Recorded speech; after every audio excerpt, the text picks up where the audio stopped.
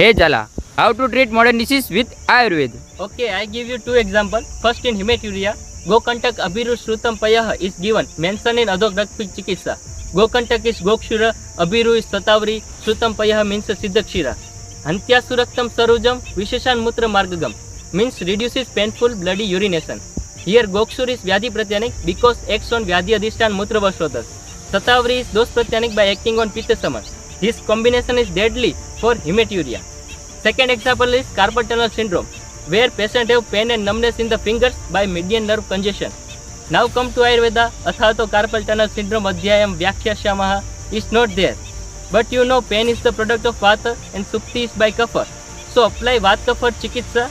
But now go to Hetu Samprati level assessment, where Chala Gun of the Vat is congested by Mand Gun of a Kapha dosha. So Vat Kapha Chikitsa applied to the Snayu, nerve, is called Vyadhi Pratyanik Chikitsa.